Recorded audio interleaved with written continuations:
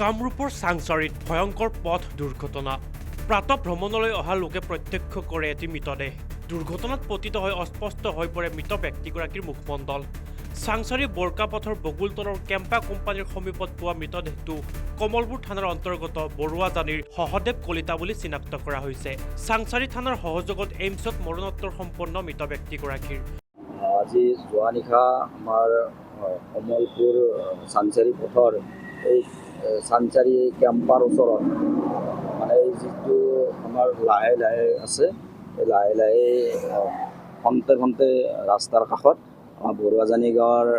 ভাটি চুবুৰীৰ সহদেৱ কলিতাক গাড়ীয়ে মহতিয়াই থৈ যায় আৰু তাত পৰি থাকে আমাৰ ৰাতিপুৱালি প্ৰায়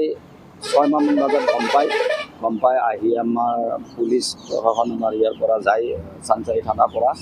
যাই লৈ আহি আমাৰ এইমছত তেওঁৰ মানে ৰিপ কৰা যায় পষ্টমৰ্টেম কৰাৰ কাৰণে অনা হয় আৰু তাৰ পৰা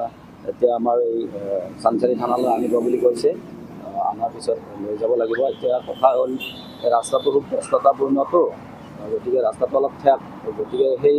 ঠেকখিনিতে কেম্পাৰ ওচৰত তাতে তাৰমানে মহতিয়াই থৈ গৈছে গাড়ীখনৰ এতিয়াও বৰ্তমান কোনো ধৰণৰ আমি সংগত পোৱা নাই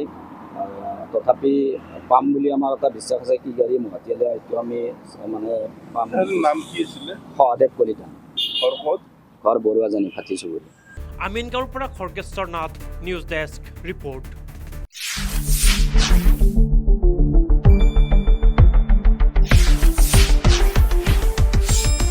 শুদ্ধ আৰু বিস্তৃত বাতৰিৰ বাবে চাই থাকক নিউজ ডেস্ক ৰিপৰ্ট।